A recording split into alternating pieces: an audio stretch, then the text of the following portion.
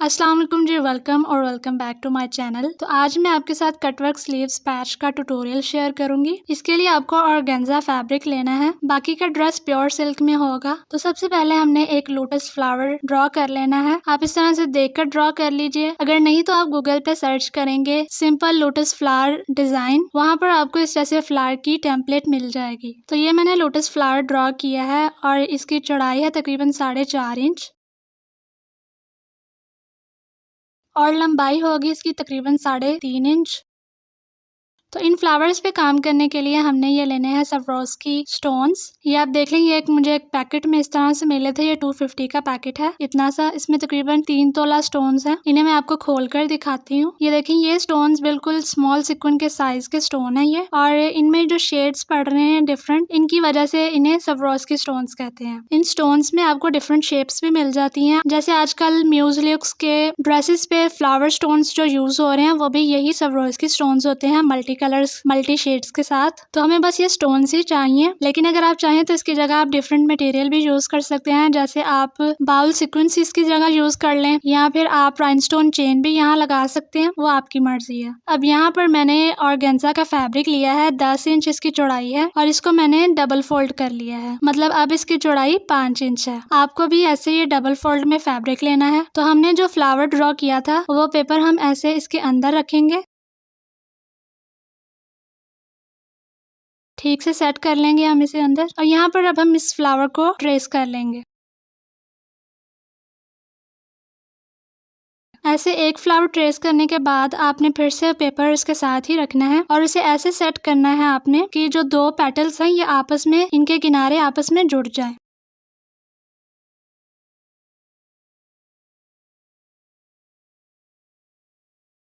ऐसे ही आपने जोड़ जोड़ कर ये फ्लावर्स आगे को ट्रेस कर लेने हैं।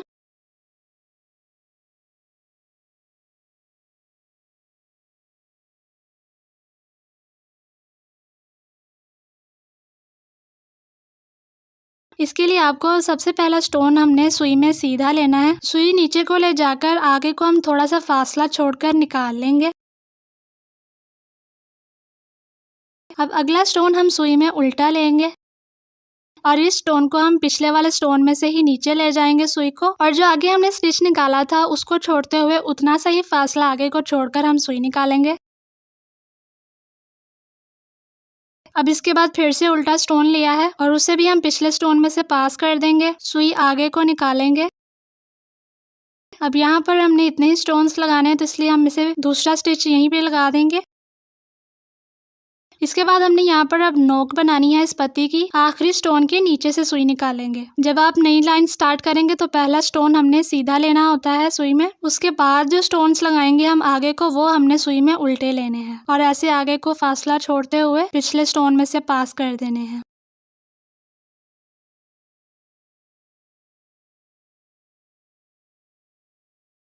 तो ये हमारा लास्ट स्टोन था इस पत्ती पे, तो हम इस पे अब डबल स्टिच कर देंगे। अब यहाँ पर जो हमने 2 पेटल्स आपस में जोड़नी है, उसके लिए आप एक फ्लावर की पेटल पूरी बना लेंगे और दूसरे को उसके साथ जोड़ेंगे। आप देख लें मैंने आपस में कैसे अटैच कर रही हूँ।